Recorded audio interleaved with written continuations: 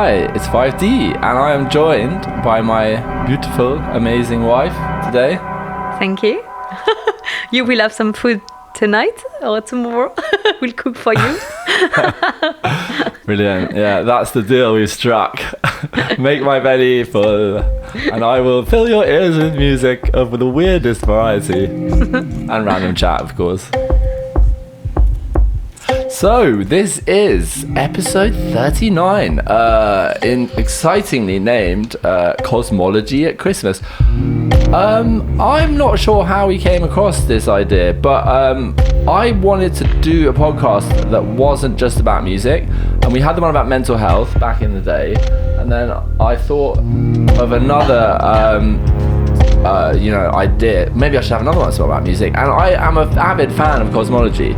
So I thought, and simultaneously, my wife had said at some point, "Oh, can you just teach me a bit of astrophysics and stuff at some point about cosmology and the stars?"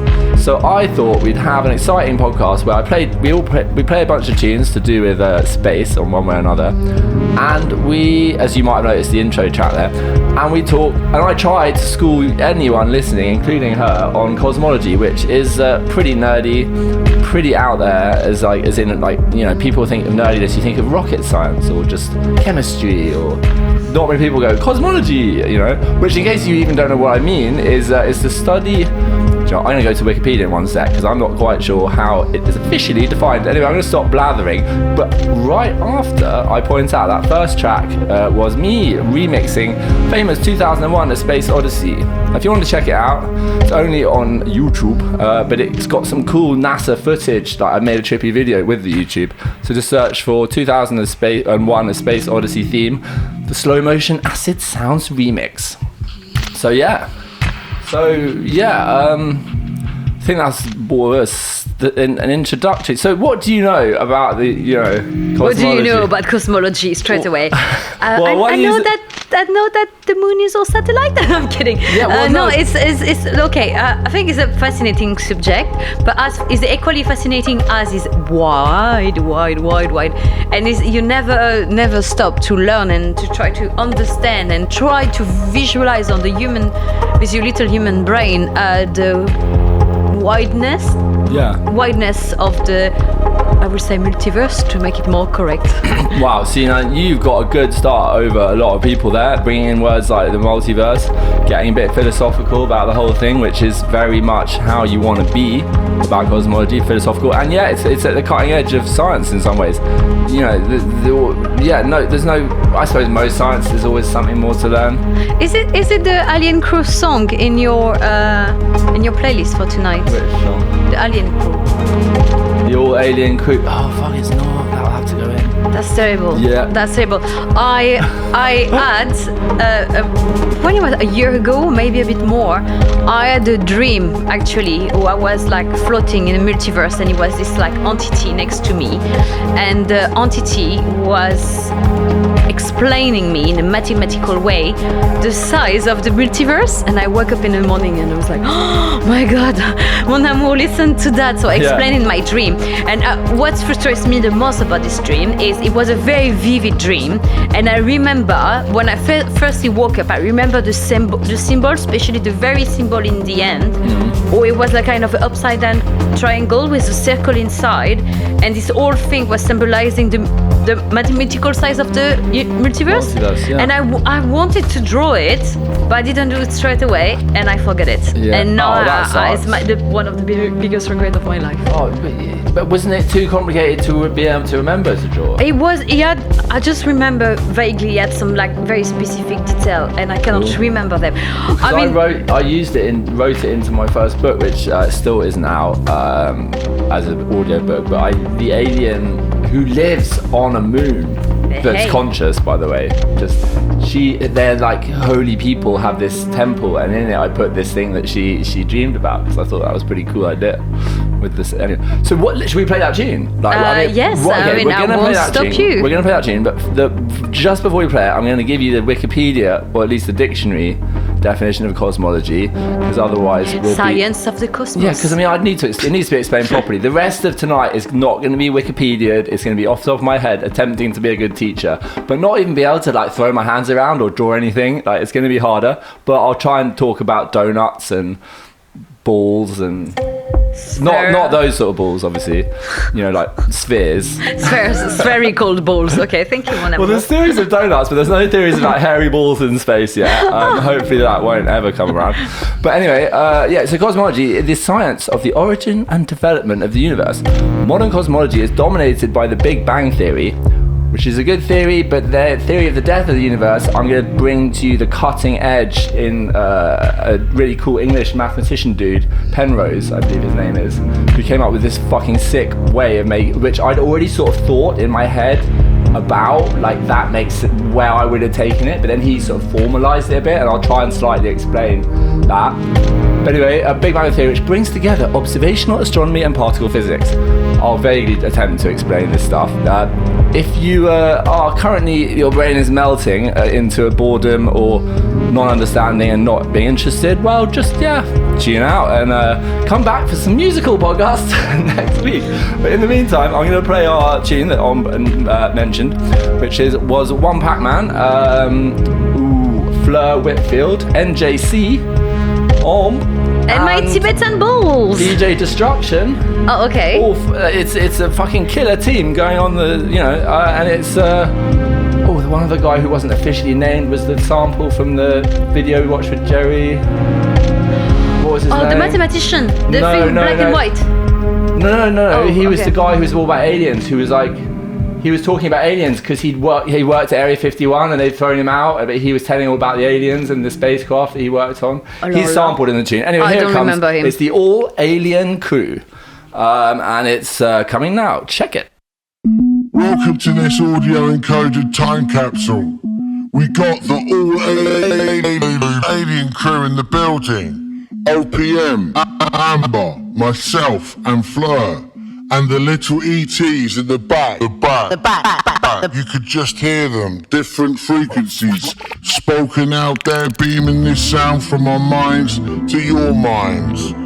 I wonder if the super AI at the end of time will be bumping this track. Immortality awaits through the tablets of art. 5 a day, keep the doctor away. Mind equals blown.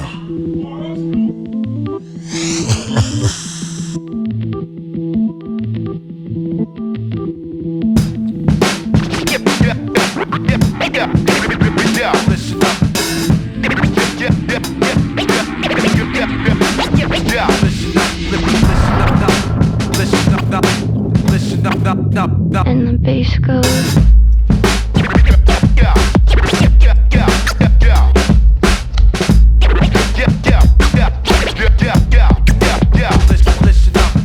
I can only remember I was floating in a multiverse and he was behind me with no form, no face, just ear, and he was explaining me the mathematical size of the multiverse.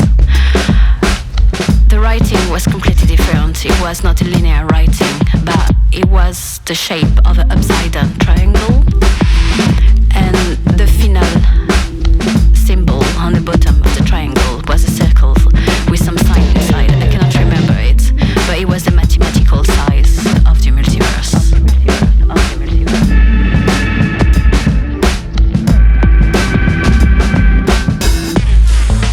Alien, we want to be your friend, but you shouldn't eat us for breakfast.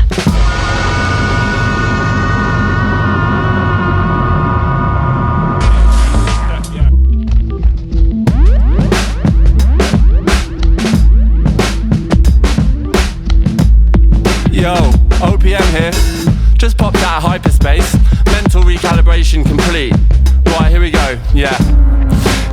Aliens. Aliens? People give them credit for a hell of a lot of stuff. Were their spores just to knock our brains out of the rough? Are they our cosmic mums, dads and nans? Did they pen the Bible and all those other brands? They flatter me with their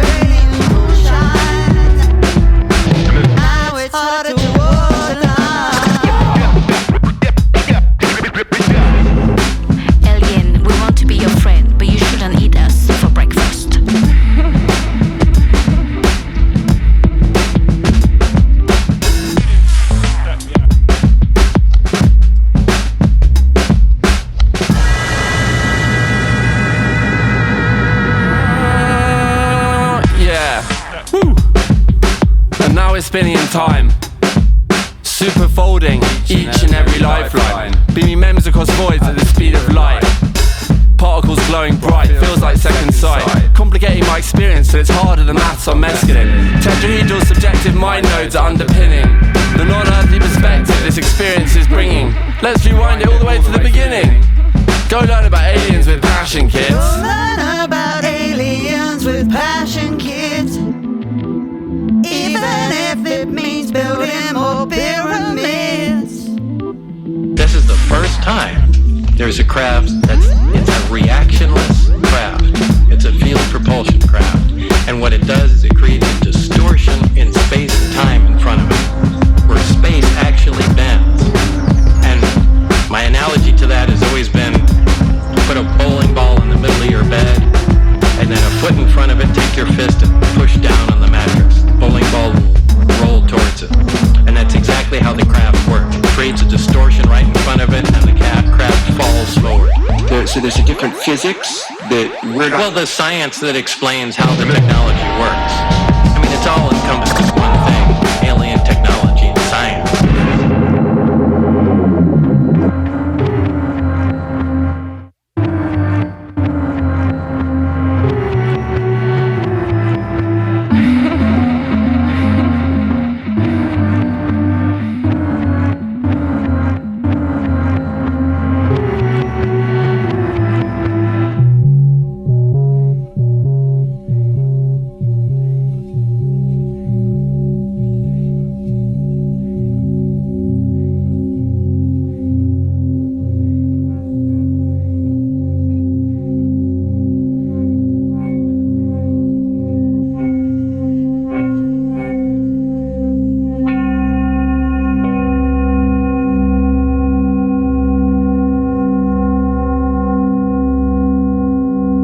So yeah, that was the tune, the All Alien Crew. One Pac-Man, Ambre, Flo Whitfield, DJ Destruction, and NJC. And the dude from the Area 51, we don't remember his name. But thank you, you're in the tune. You're part of the crew. Yeah, it's true. So, do you know what? His name is floating around on my, but I'm going to continue. So I'm going to tell you, okay, basically there's so much in it's not going to be entirely cosmology, there's going to be some astrophysics as well. So I mentioned the Big Bang, and Penrose, the British mathematician, really nice bloke, his latest formalization of a theory that I sort of had in my head, that, I mean, it's even been in The Simpsons, and everyone who's ever sort of thought out there about the universe might have had this thought. So basically, right, the Big Bang, I'm not going to ask you what you know about it, and we're going to, I'll actually just try and explain something. So imagine, right, you look out, you see the moon, you see the sun, you've got you can very faintly not see all the rings and stuff, Jupiter, things like that. You've got a telescope, you can see a bit of Jupiter, etc., all flying around the sun. And then you've got other stars, which are, at some point I need to explain how ridiculously far away they are, but we'll come back to that. But, I was going to do some calculations for mad facts before this whole thing, so I'm just going to have to wing it instead. Anyway, then, this can't get too long and boring. You've got galaxies out there, which are billions of stars, and you've got billions of galaxies, and they're so far away, it's even more ridiculous. But the point is, the whole universe, which is roughly 90 billion light years across, and a light year is the amount of time light goes in a year. But the thing is, light's really fucking fast. Like, light will go around the Earth 7 times in 1 second. So you think how long, so basically, that's how fast light is. Imagine it going around the Earth 7 times in a second, like that, around the Earth, yeah? That's fast, yeah? Right, now the universe, it would take like 90,000 million years to get across the whole thing, going that fast. It's just, the thing is, it's so big that you actually can't get your head around how big it is. Like, I think in all that, the best way to travel that fast is to just mentally project yourself. Oh yeah, I mean, it's all about that. It's not even, that's what the aliens do, a lot of people think. I mean, even that guy, what's his name? I'm looking his name up, because he even said that's how aliens communicate. No, wait, that was a different dude. I'm getting confused between the man who worked at Area 51 and the man who was just the news dude. The bald guys with the glasses. Yeah. Oh yeah. No, But this theory about like you meditating. No. He was. Yeah, but they were sort of talked about, knew about each other. Or oh, look, can we stop? Anyway. We straight away go through cosmology through This is aliens. called cosmology. Yeah, well, I mean, aliens they're not part of cosmology. Anyway, let me. Okay, right, here we go. So the mad thing is in that 90 billion wide universe with billions of galaxies, each containing billions of stars, which basically, to put a little, just to put it into perspective, there's more stars by a ridiculously long way in the whole universe than there are even grains of sand on the whole planet beaches, or every beach on the whole of the planet Earth. So if you put your hand in the sand and just pick it up and you see all those grains of sand flowing through, if each one of those is stars, the entire planet is like of sand, and that's how big it is. So that is how big it is. It's beautiful, it's deep, it's madly big. Madly big. It'll blow your mind if you can understand it. Which I think you probably can, because I think I'm not doing too bad a job of it. No, I think you're doing great. All right. I think one of the things I do love the most about, I would say not only about cosmology but science in general, is it gives you a deeper understanding of nature and actually how complex and beautiful it is. We can see, I mean, it's easy to see a sunset and be moved and find it like mind-blowing, but when you understand the whole process around it, it's even more magical. Yeah, it's quite deeply, I mean, it's deeply spiritual. I think is a quote from Carl Sagan, actually, who says something similar, that science is not incompatible with spirituality. It's actually a profound source of spirituality. No, he's totally correct. Yes, it is. Yeah. Famous cosmologist. No, that's brilliant. An astrophysician and astrobiologist, Carl Do you Sagan. know what? I'd heard of him, and I knew a bit about him, not much. But you actually introduced me to we watched a bunch of YouTube about him, and he just seems like a fucking legend. Like, if anyone's out there doesn't really know or just slightly heard of Carl Sagan, look him up on YouTube. Absolute bad man of the cosmological variety. Anyway, so I generally just got hopefully into your heads there quite how big the whole universe is. By the way, that is just the bit of the universe that we can see, because light's had time long enough to travel from the edge of it to get to us. Basically what that's called is the observable universe, and under the current laws of physics, which they're like, I'm not going to have this discussion about. Well, we had a big argument about something, the laws of physics, one time in a car coming back from somewhere. Oh, yeah, yes. Well, let's not get into that now, because we have a bet. I'm waiting 20 years to win this bet, and my husband. What do you have to do if you when you lose? When you gonna do? I don't know. We didn't actually have a bet. It was a bet. We did. What was the out? Well, look, anyway, we'll come back. Might come back to that if we got time. What I was trying to say was, what I was talking about, that 90 billion years across universe, is called the observable universe, and by the laws of physics, which pretty much are true, definitely. I mean, let's not get into this discussion because it's going down the rabbit hole. That is the only part of the universe that we can ever actually see or interact with. Like, the thing is like, even if you tried and left right now and flew as fast as you can, like a beam of light, towards the edge of it, the universe is expanding so fast that bit at the edge you would never be able to reach. So people are like, it's called like the inventoriable amount of space there is. It's so big you'd get bored. If someone said, go and visit every single star in the universe, you'd be like, kill me. Like, I just can't be fucked to do that. But if you're one of those people who's like, I want to be able to go on forever exploring, you actually can't. But you'd get bored before that anyway. So, but my point is it's ridiculously huge. We'll come back to Penrose, the nice mathematician's conformal cyclic cosmology, after this tune by Monty Python, which is fucking awesome, and it's got stuff about the galaxy and the universe in it. Here we go. Whenever life gets you down, Mrs. Brown, and things seem hard or tough, and people are stupid, obnoxious or daft, and you feel that you've had quite enough,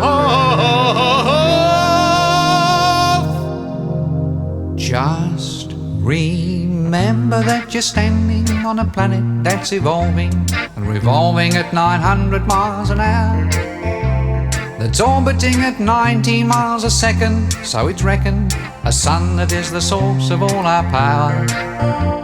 The sun and you and me and all the stars that we can see are moving at 1,000,000 miles a day in an outer spiral arm at 40,000 miles an hour of the galaxy we call the Milky Way.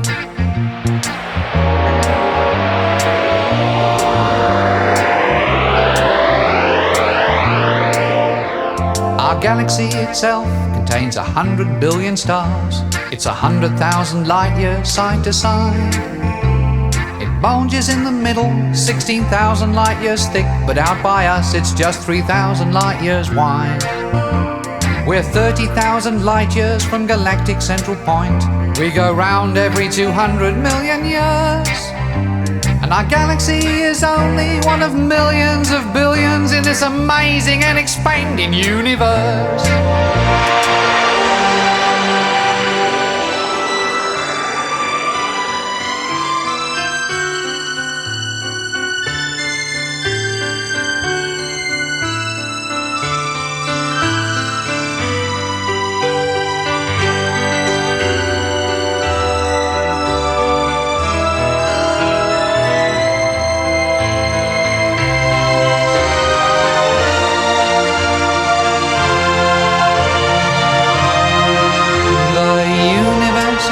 Keeps on expanding and expanding in all of the directions it can whiz, as fast as it can go, at the speed of light, you know, 12 million miles a minute, and that's the fastest speed there is. So remember when you're feeling very small and insecure, how amazingly unlikely is your birth, and pray that there's intelligent life somewhere up in space, 'cause there's bugger all down here on Earth.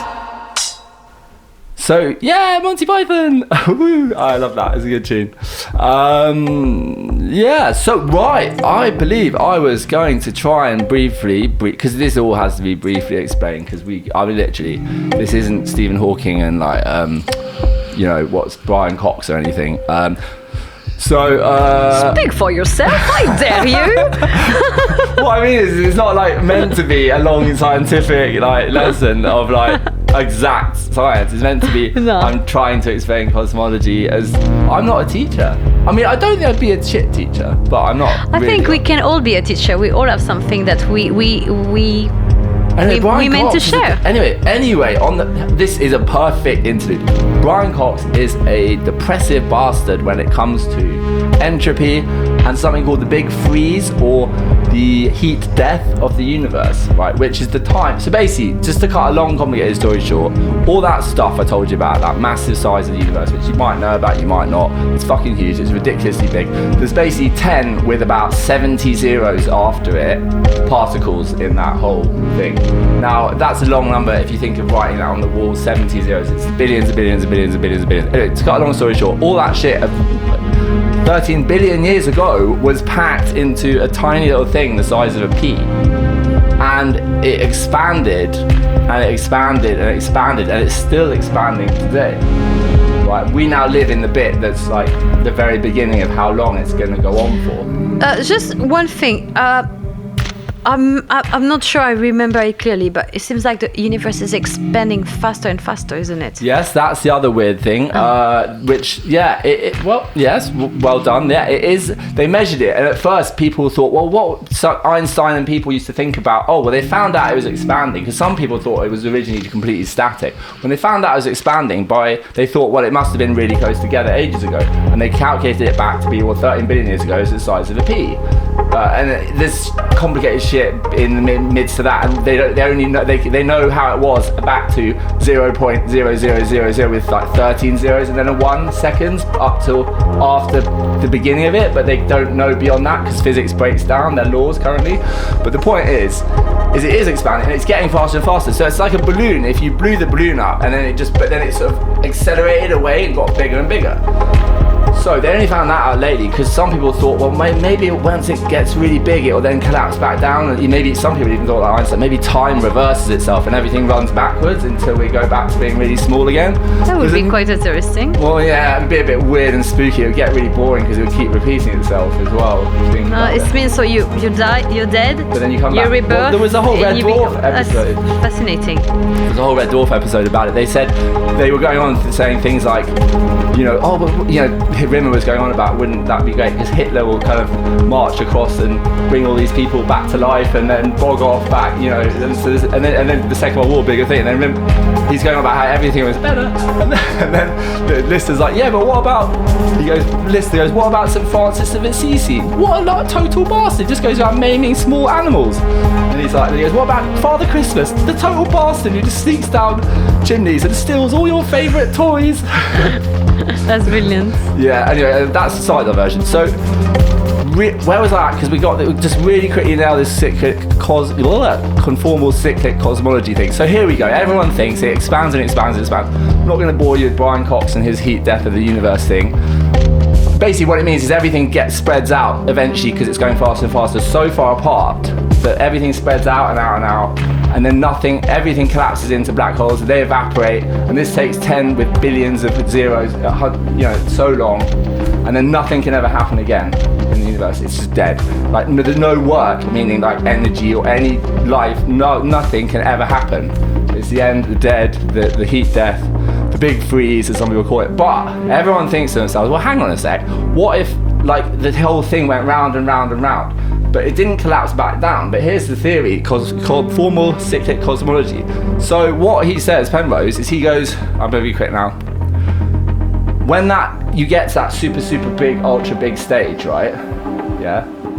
The only thing left is light and electromagnetic radiation. That's the only thing left. And light, by a bit of maths, which I'm not going to go into in equations, is the one thing of all the particles that doesn't feel time. Like, time doesn't happen to light because time slows down as you reach the speed of light.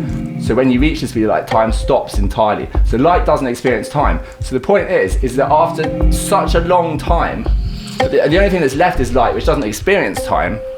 The universe then forgets what time is and becomes a new Big Bang in like the next bigger scale of universe.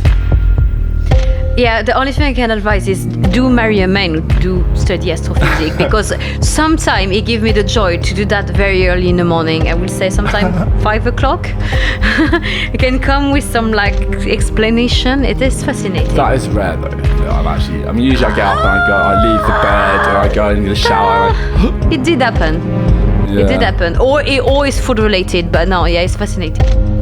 So yeah, should we play another tune? I think, because okay, let's have Starman. Okay, David Bowie. Yes. Who loved to talk about space in more than one tune. I remember the movie where he pretended to be an alien on Earth. Yeah, that was What's the name of the film. movie? I don't remember the name in English of the movie. I don't remember. So the man who fall from the sky? Yeah, the man who fell from the sky. Something along those lines. I wasn't a fan of that movie, if I'm honest. It's a bit trippy. It was made in what, like 80s, something like that? It started like mysteriously, trippy. but then sort of just disintegrated into I didn't have a clue what was going on, and it was a bit boring. So yeah. Sorry, but David. Well, may he rest in mate.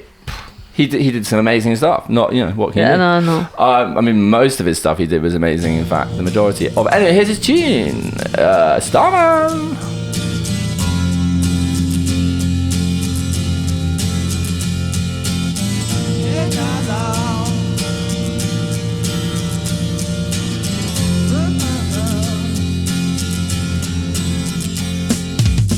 Didn't know what time it was, the lights were low. I leaned back on my radio. Some cat was laying down some rock and roll, that is all he said.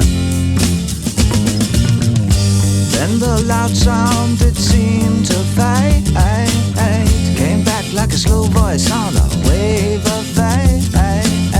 That weren't no DJ, that was hazy cosmic jive. a starman waiting in the sky. He'd like to come and meet us, but he thinks he'd blow our minds. There's a starman waiting in the sky. He's told us not to blow it, 'cause he knows it's all worthwhile. He told me, let the children lose it, let the children use it, let all the children boogie.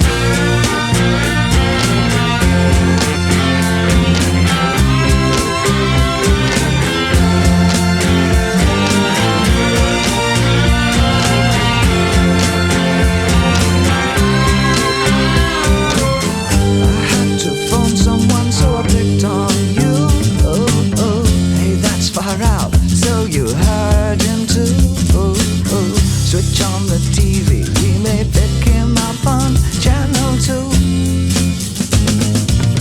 Look out your window, I can see his light. If we can sparkle, he may land tonight. Don't tell your papa, or he'll get us locked up in time. There's a starman waiting in the sky. He'd like to come and meet us, but he thinks he'd blow our minds. There's a starman waiting in the sky. He's told us not to blow it, 'cause he knows it's all worthwhile. He told me, let the children lose it, let the children use it, let all the children boogie. Starman waiting in the sky. He'd like to come and meet us, but he thinks he'd blow our minds. There's a starman waiting in the sky. He's told us not to blow it, 'cause he knows it's all worthwhile. He told me, let the children lose it, let the children use it, let all the children boogie.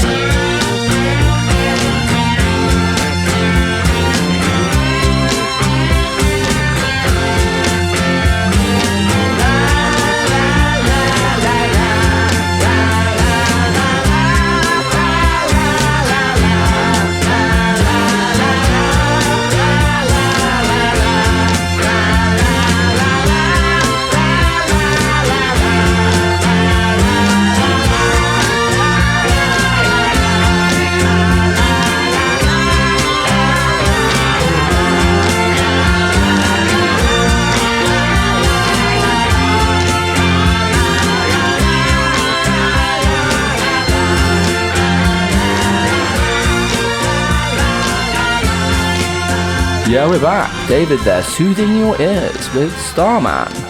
So, yeah, I thought I'd just come with an interesting factoid. And actually, this is a bit of a quizzy question thing. So we're going to be a bit swifter now, and then we're going to play a tune called 57 Octaves Deep by myself, which is... the deepest sound of the universe. Yeah, it's about this great, it's this YouTube video about black holes, the sound that they make. And it's quite interesting because we'll come back to that.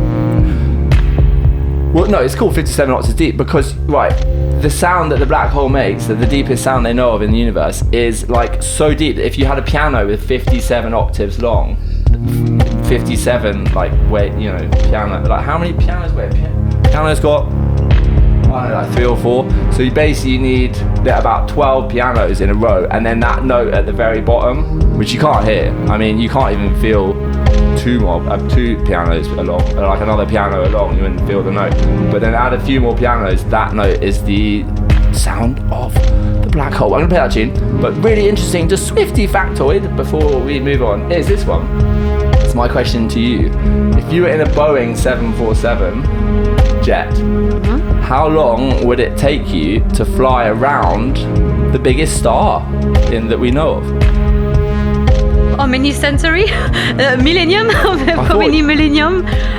Just to start around the star, the biggest star. The biggest star. Not counting black holes or anything. No. Just the star itself. What? In a Boeing 747. I forget what the name of it actually, because I saw something about it, but I probably forgot the name. Oh, it's called Scooty V, I believe. Unless it's been replaced by they found a bigger one lately. I think. Scooty something.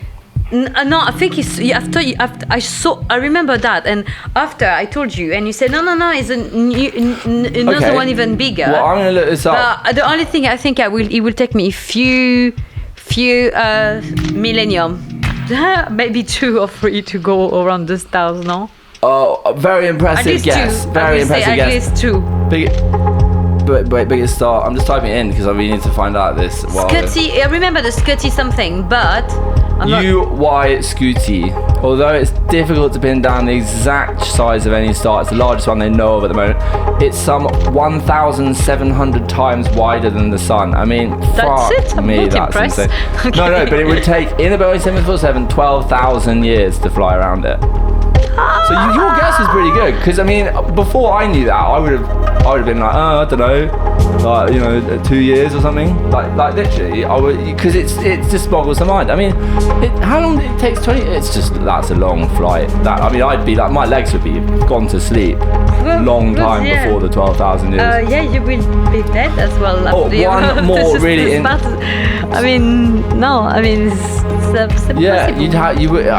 would be dead, many times over. It'd be really boring. I mean, because it's Christ. So your whole life in a plane, and you never see the end. You never see the landing. It would be like 120, like long lives, wouldn't it?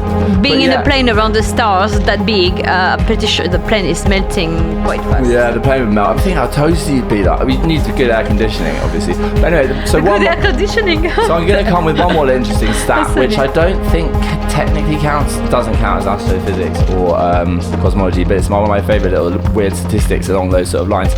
How likely is it for one monkey to accidentally type out the complete works of Shakespeare by randomly bashing a keyboard? I think the same, or likely. I think it's equal or likely the humanity exists. Okay, that is something I can't answer right now. I think it's actually way less likely than the chance of humanity existing. But this is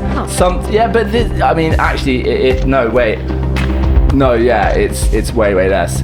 I mean, more like less likely. As in, I don't know the exact number for what you brought up, but just to be, it's the same chance as one person winning the national lottery every week for about 1,200 years in a row. You think they were cheating, wouldn't you?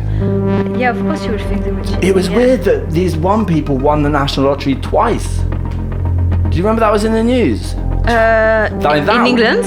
No, I don't know if they were British. I think they were actually, yeah. Okay, if it was in England and it was not less than 5 years ago, I probably don't know it because I was not here. It was about, I don't remember, but I remember being like, that's mad. So, alright, so anyway, it's time to play my tune, and then we'll come back and, I don't know, there's a couple, black holes, we'll have a brief talk about those, and then we'll probably just maybe play a couple of tunes and not talk too much about everything, because there's only so much cosmology. There is a bunch of other stuff like rainbow gravity. That's an interesting one, and loads of stuff that I could not know so much about or explain. Easy string theory, all sorts of things. It's one thing actually. It's not cosmology. It's cosmogony, and I found very interesting is the Hindu cosmogony, when they think that is the first sound was Om that created the spark. Created our universe. Well, yeah, it's funny you should mention that, because I remember you actually told me that after I came to you with the I disagree with most scientists about that I think the fundamental unit of reality is consciousness, out of which space and time emerges, rather than scientists who think space and time is the fundamental units of the universe, out of which consciousness comes. And you were like, yeah, and I was like, yeah, because it's a good one. That's a good one. But anyway, let's play the tune and we'll be back on the flip side. This is 57 Octaves Deep by Deep and Beeper. Not out yet, but you'll probably be the first to know about it when it is. Alright, in a bit.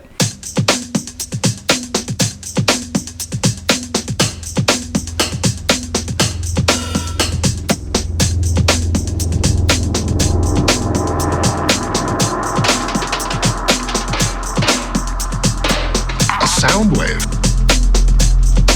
Sound. Expanding in between. A sound wave.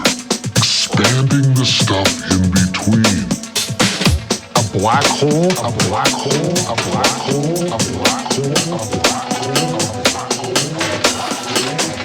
a black hole that makes the deepest sound in the known universe. That sound was calculated to be the equivalent of a B flat 57 octaves below middle C.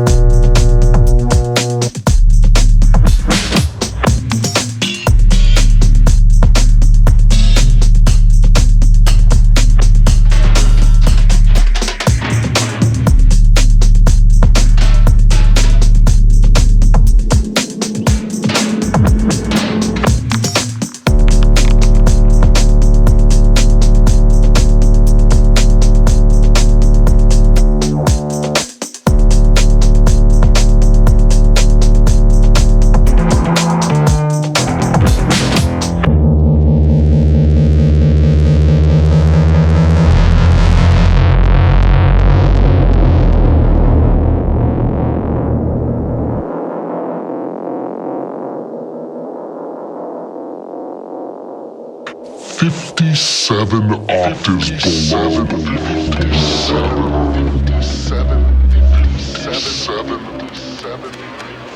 57.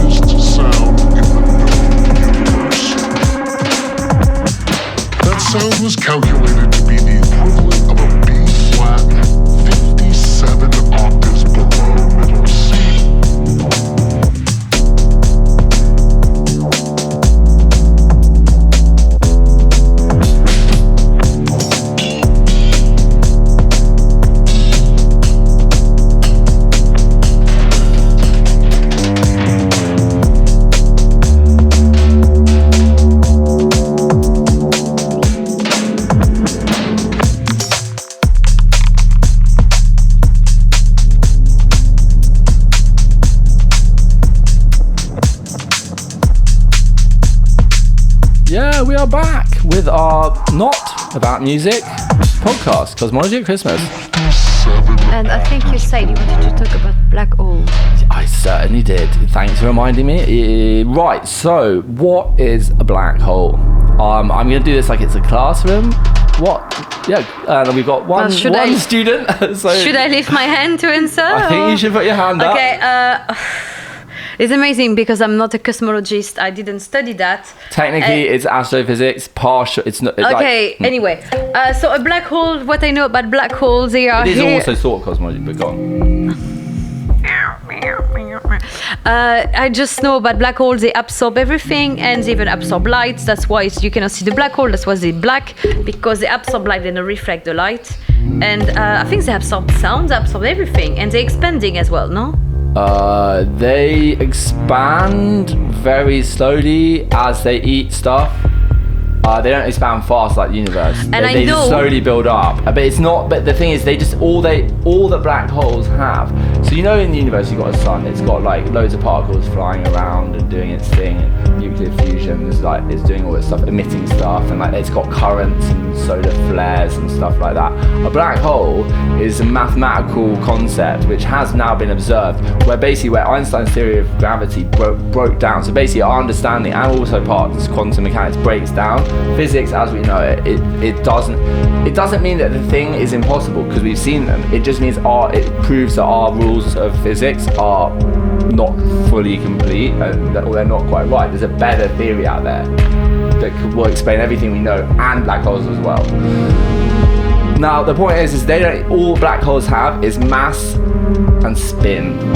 That's all they have. They have a size of the amount of stuff that's in them, mass, and they have a spin. And I think, I'm not going to look it up. If you're a cosmologist, astrophysicist out there, you're going right now, no, Nick, there's actually one more property they have. Charge. I don't remember what it is, but see, a sun has just so much stuff going on. Charge, millions of particles, each with their own charge, spin, like forming everything. All a black hole is a mathematical, infinitely small point with all its mass in it. What you're which is your brain cannot understand how that works. Billions of suns of stuff compacted into an infinitely small point, like a point that has no dimensions whatsoever, right? So what you're seeing when you think of, well, you're not seeing it. What you're not seeing when you look at a black hole, because the whole point is it's black because no light, even light, the fastest thing in the universe, can't escape it. What you're seeing is something called the event horizon, which is the point which gets bigger. It's a big ball shape that is bigger depending on how massive the black hole is. But it's not a thing in itself. It's just the point at which, if you pass, you can never ever come back out. You're destined to go to travel forever to this infinitesimally small point, and you can never escape. No message can be sent out, no light can escape, no information can escape it. You want me to tell you one thing I know about black hole? I know where to find a black hole. Wow. In your stomach. Yeah, it's true. Yeah. It's one black hole on Earth, and it's inside Nicola's stomach, and I see an endless amount of food disappearing. It's unbelievable. It's beyond rationality. Maybe there's a teensy tiny little alien in there that has a little ship that's powered by a teensy tiny black hole, and he collects all the food and then shoves it. Something like that. I'm pretty sure. It's a bit like that bit in Men in Black where they open up and there's like a little robot controlling. Oh yeah. I once had a weird trip that was actually happening, and that I was actually a tiny little alien inside myself controlling my body. That was a weird one. I had a doubt sometimes, I have to say. Oh, brilliant. So another interesting fact about black holes is when you cross that event horizon, time becomes space and space becomes time. And that's one of my very famous theory. It was order in the chaos or chaos in the order. Make your choice. I know that is everything is just perspective. This is a line. This is a theory. This is a good one. Yeah, this is when I look into my husband's closet and I try to find the logic. Is that order in chaos or chaos in order? Well, we could have a whole entirely another podcast about stuff to do with that, but I think we'll give that a miss for now. And we will. What will we do? I had the plan to talk about there's one more thing I'm going to talk about, but I'm going to leave it after we play another tune. So let's play Satellite Heart by Anya Marina. I love this tune. It's just talks about being so out there that, like a satellite spun away in the space and stuff like that. We'll just let it speak for itself. Here we go.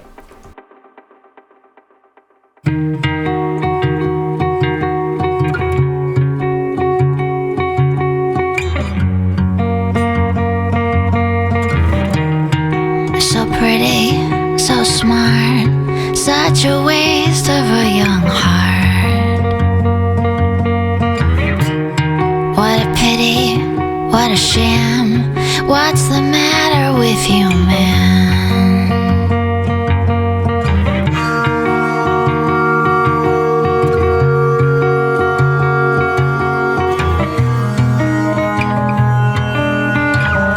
Don't you see it's wrong? Can't you get it right? Out of mind and out of sight. Call on all your girls, don't forget the boys. Put a lid on all that noise. I'm a satellite heart, lost in the dark.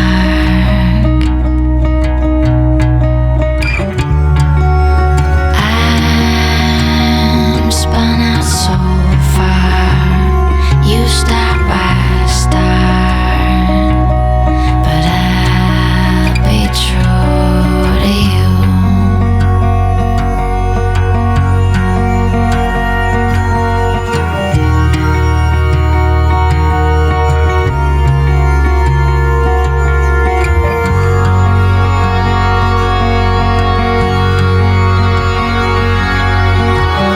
I hear you're living out of state, running in a whole new scene. You know I haven't slept in weeks. You're the only thing I see.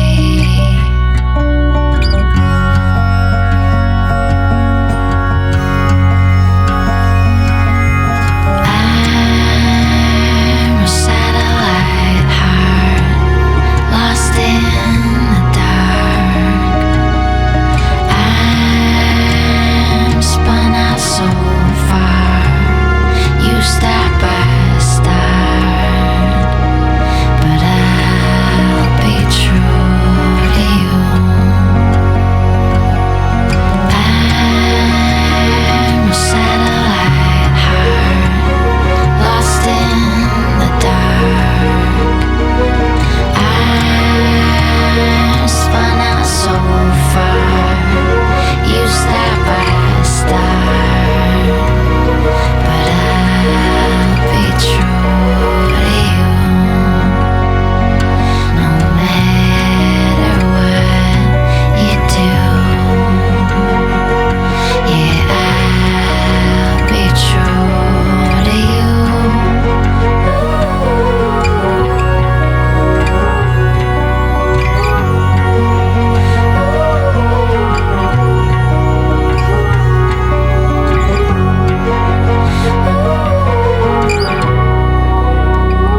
Yo, we're back. So yeah, tune to tune. I like that one. Yes, and it's a nice tune. Yeah, it's funny because I never pay really attention to the full lyrics, but it's very beautiful. Yeah, no, definitely. So yeah, I think what the plan is, I'm going to do one more little thing. It's not going to be long, but it's just a cool thing that I actually learned myself about half a year ago, which is just about physics, which is quite an easy way to explain a complicated thing, and you actually understand, you can sort of understand it and go, whoa, that's cool. And I learned it about 6 months ago, and I was like, that's cool. So I think I'll hit you with that, and then we're going to have at some point a little discussion about aliens.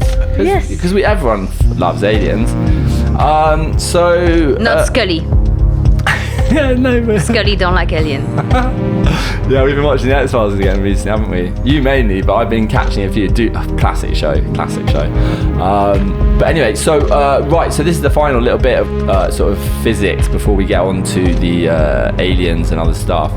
This is an interesting one because, right, here's about it's not really a mind boggler.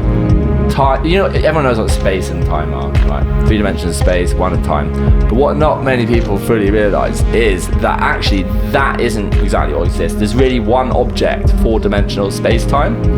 So there's no space and time. They're the same thing combined together into one single object called space-time, 4 dimensions. Point is, and this is an interesting one, people go, why is the fastest thing you can get to the speed of light, right? And also, you know, why, yeah, this is it, that's right. Okay, I've got to actually teach myself this quickly again in my brain. Yeah, so what happens is basically, is that the speed of light is the limit of the universe. Now the funny thing about this is that, of course, what you're thinking of there is, when you're thinking of the speed of light, you're thinking of miles per hour. So you're thinking of like a distance, space, you know, per like time, but really what's going on is right, okay, I'm gonna just get around all this trying to explain what's going on and just to say what's happening. So what happens is, this is what happens, why the speed of light is the speed limit of the universe is this, right? So when you're completely still, yeah, what you're doing is traveling at the speed of light through 4 dimensions. But because you're completely still and not moving in space, all your speed, in inverted commas, is going through time. So you're going through time, but you're not moving in space, right? Right? Now if you start moving faster and faster and faster, as you approach the speed of light in space, as in you're going fast, like it's fast as the speed of light, all your energy of this 4-dimensional speed is going into just moving through space, so time stops. Does that make sense? Should I be honest? Yeah, be honest. Be honest. No, I got a bit lost. Okay, well, yeah. really quickly, one more time. Speed isn't in 3 dimensions. No, that's how I fast got it. you're I got going it. through space. Speed is how much you're going an amount through 4D space-time. Yeah, so if yeah. you're completely still, you're not moving through space at all. So all your speed is through time. So you're traveling Moving through through time, Yeah. at the normal speed. Whereas if you travel through space at the speed of light, time stops because all your energy is going into moving through space. So therefore, time stops. Do you get it now, though? I visualize it. Thank you. I do visualize it. That's what boggled my mind when I was first understood I do visualize it, and after I'm like, that's interesting. I mean, if you think, I don't know, if or you can put that in practical life. Well, you know, it doesn't go into practical life because we never go that fast. That's true. Yeah. But like, it's useful in science. Like, it is definitely. Useful in science. They need to know this shit to like launch spaceships and all the kind of stuff they do. Yeah. Anyway, so that's that. So that'll be the last bit of cosmology that'll either interest you or bore you, or some combination of interest and bore you with. And we'll move on to aliens, but I think we got to play a tune first. I've got a few more of my tunes here, but I'm not going to play any more of my tunes because I played a couple, maybe even 3 actually, I'm not sure. I think it might have been 2. Do you know what? I lie. I'm going to play Alpha because that was my initial track for my whole album called Encoded Reality, if you want to check it out, that was about the whole universe from start to finish. So Alpha was the first track. Here it is. See you on the flip side. It's pretty chilled and trippy. What more do you expect from me?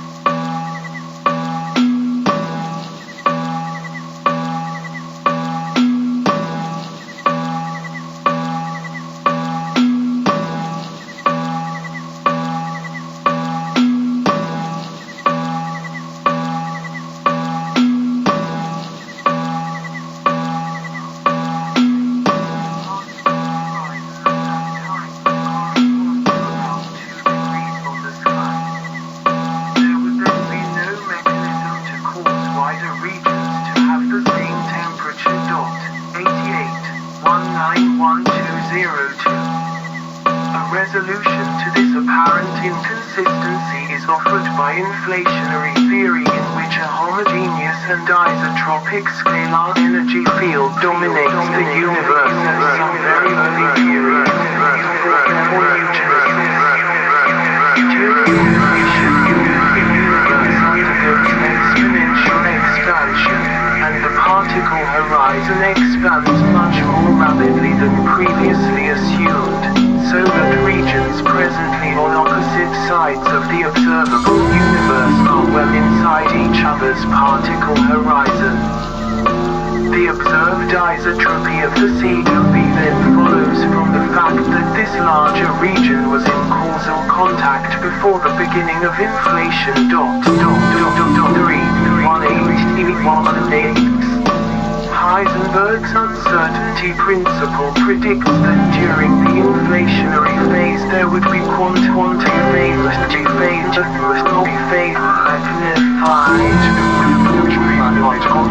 fluctuations serve as the seeds of all current structure in the universe. 88.207 Inflation predicts that the primordial fluctuations are nearly scale invariant and Gaussian, which has been accurately confirmed by measurements of the CMB. 3.1415 If inflation occurred, exponential expansion would push large regions of space well beyond our observable horizon. 23.18186 A related issue -105802 arises because in most standard cosmological inflation models, inflation ceases well before electroweak symmetry breaking occurs, so inflation should 531 to prevent large-scale discontinuities in the electroweak vacuum since the 158-10580 causally separate when the electroweak epoch ended. 118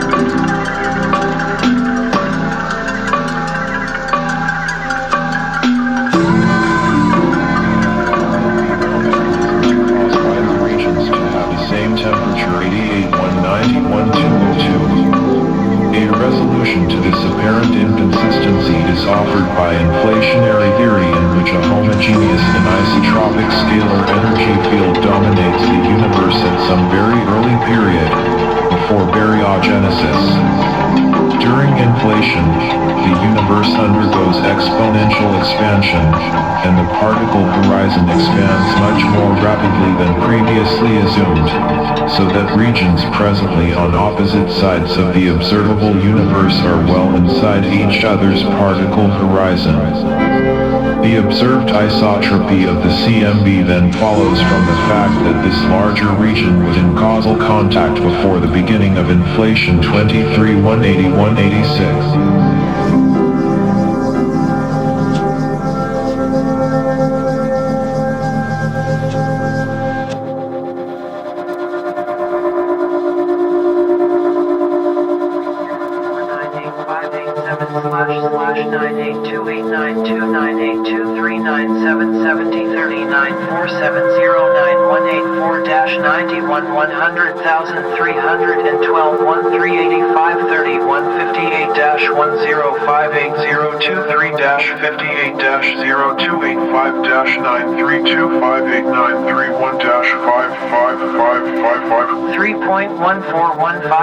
Pi ratio of circle never-ending transcendental irrational number 239,857 Akashic record holder Cos 324497520 trillion and 20 quadrillion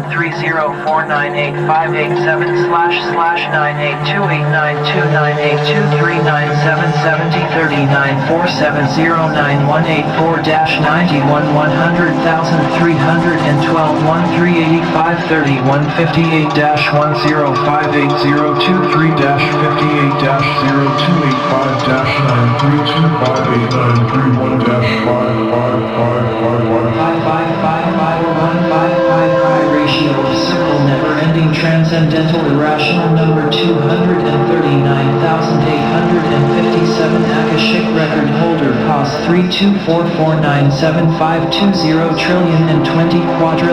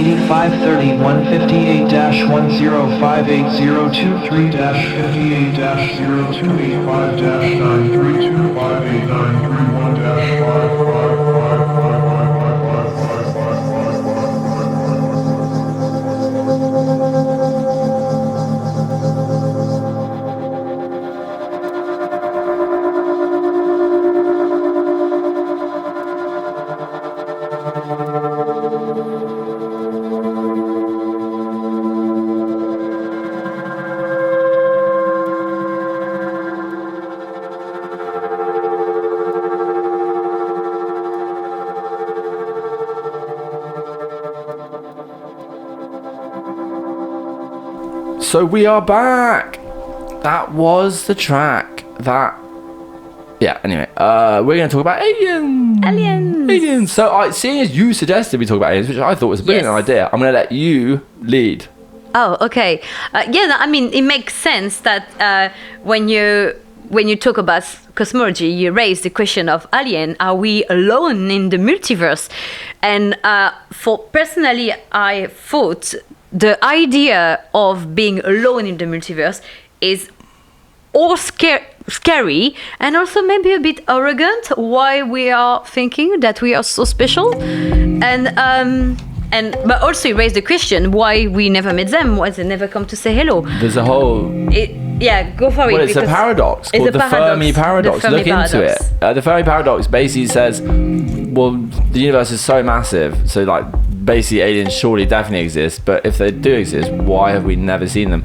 And there's millions of possible answers, and I like all your points you made there, and it brought me on to something that I don't want to go into, because this is the second time you've said multiverse in the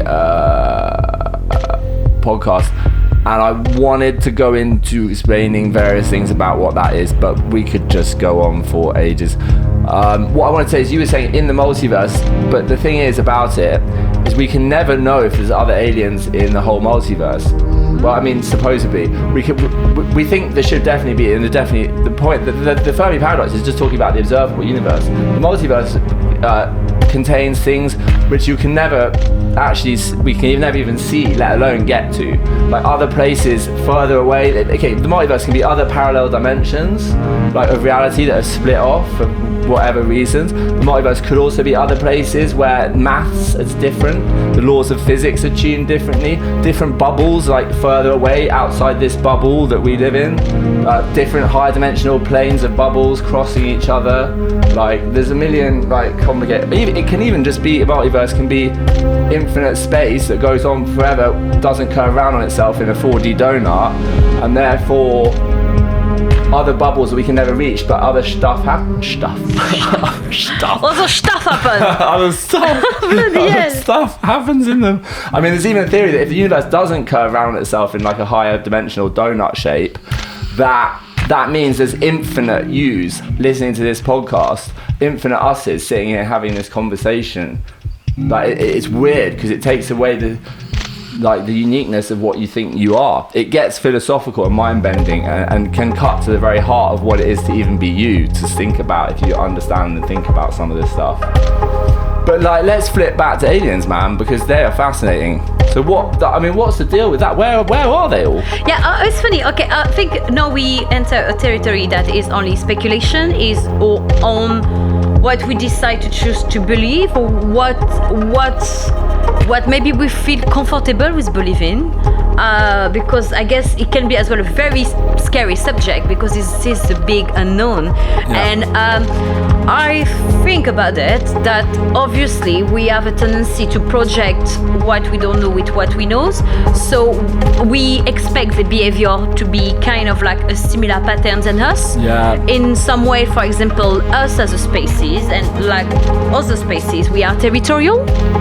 and so we go somewhere, we conquer, we killed, we take over, and we reproduce, and so on and so on and so on. Okay, and so I think that's one of the biggest fear I think for the humanity concerning extraterrestrial being is this kind of behavior. Like Aliens, the movie, they're gonna come kill Exactly. us. They're gonna come eat us or put us And in take over. or like enslave us and all sorts of stuff. You're completely correct. That is all based upon our general understanding of what's happened on this planet up till now. But I have actually a kind of a personal vision that I developed with. I tried to saw on another angle, and I said, okay, if they were so technologically developed, why they will bother with us? I mean, it will be two options: or they will be interesting with our resources, and they will just come and destroy us. Yeah, because we're like an anthill. Or they will be so technologically advanced, but it will come with another thing, because, and this is I found the most interesting about it, is for a society to develop technologically as well, you need to develop a kind of empathy, I mean, if a society developed altruistic, some exactly. level of it. I mean, if a society developed we are a technologically super organism. very fast, because you can't create a spaceship by yourself, it requires a super organism, which is humanity, groups of people, scientists, different disciplines. Yeah, that was not actually my point yet. Oh, okay. Sorry, go on. My point yet. Sorry, I lose a bit the track now. It's all right. No, my point yet is for a society to develop for so long and developing such advanced technology, you need to come with wisdom. You know what I mean? Because it's very easy to destroy with technology, especially we can see on this planet, on this Earth, we have nuclear bombs, we have mad thing that's really wrong.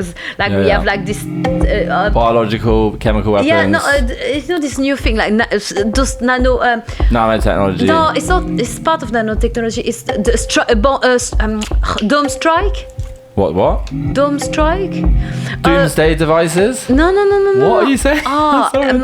Is this drone strike? Drone strike. Drones, yeah. Okay, we have a lot drones, of things. Okay. Yeah, no, it's vicious shit. Yeah. And with this technology, it's very easy to destroy. So for a society to prosper ourselves entirely. Exactly. Yeah. So for a society to prosper for so long and reach such a level of technology that this society is able to travel through space to another planet or even another dimension, it needs to go with a kind of like, they need to develop, I mean, a wisdom, you know what I mean? Yeah, they need to develop like altruism, and they need to develop a whole system that make the society prosper in a healthiest way, otherwise they will be destroying themselves. So when they reach this level, and this is the part is interesting, say why they're not reaching us, and I thought about it because I said, I'm like, I thought about it. Why is it not reaching us? And I want to finish this point. Sorry, my love. And I think like, what you will do as a parents. What you will do as a parent? Your parents, you see your children doing mistake, and you was like, oh, until then, and these children will never learn, or I let these children experience that this thing is a bit is too hot or too cold, or it may be wet, and the children will understand by experiencing itself. And I thought like maybe that's actually what their relationship are with us. We are not fully aware of them because we are unsure of their existence, but maybe that's why they do to us. I mean, obviously, I have no proof of what I say. No, it's just it's a brilliant analogy, and definitely, I mean, it's a brilliant analogy, and I think one of the best possible answers to the Fermi paradox. If you actually look at the Fermi paradox on Wikipedia, there's like about 20 different like sort of theoretical explanations for like solutions to it. Some of which aren't described to such beautiful analogy as yours, but that kind of theory is explained in it. And while you were talking, I actually thought each different bit of your logic reminded me of about 5 different arguments for why the Fermi paradox is it, like ranging from things like aliens, or one really famous, like really big one is called the Great Filter, is in all civilizations kill themselves, which obviously is different from what you're saying. Maybe some get through, but the question is, the Great Filter, is it behind us or is it before us? As in, have we managed to get past because we haven't killed ourselves yet, but as soon as we invented nuclear weapons, or in the future it's going to be a technology it hasn't invented yet that's going to kill us, that kills nearly everyone. There's things like saying, one of them's like saying, this is slightly different off the point, but like if you can ever invent a system where you can live inside a computer simulation and have infinite bliss forever, why would you even bother attempting to leave your planet even if you could have that happen? I mean, I'm not a big fan of that one for long, complicated philosophical discussion. There's another one called like about sort of a theory about a little bit about what you said about altruism. Is like you know, there's ones that sort of say, oh, it's complicated. Tell you what, I could ramble on, and I don't remember everything you said about that then reminded me of different theories, but I loved your analogy, I think it's brilliant. But if you're interested, go to Wikipedia, type in Fermi paradox, you've got a shitload of reading that is fascinating. It's one of my favourite Wikipedia pages of all time, if I'm honest. My favourite one of all is the zoo hypothesis, which is that we're an alien zoo, and that's why they don't fuck with us, and like, why they don't kill us, why we haven't seen them, and like UFOs are actually various different alien cultures just coming along, like as if we were in like our car at like a safari park. You know, looking at like the tigers and shit. Like, I think, you know, it's one of my favorite ones. I found this theory quite funny because it means that they found us interesting.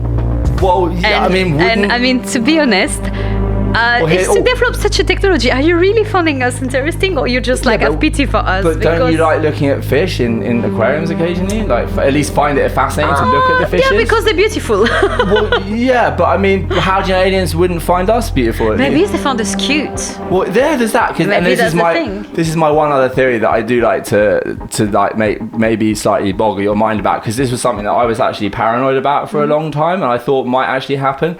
But it's actually quite hilarious. I don't really think about it. I mean, it's not beyond the realms of possibility, but it's quite funny. Is that, think about this. So what I am, I mean, personally, just for me, but actually talking on this podcast, if you're listening, what you could be is a being you within the simulation, computer simulation. That is, so everything surrounding you, all the people, your whole life, everything, you know, that surrounds you is actually just simulated by these aliens, and they're basically doing it to get you just right, so you're just the right flavour to when they then open the door and pluck you out and eat you, because you're tasty and you're just right.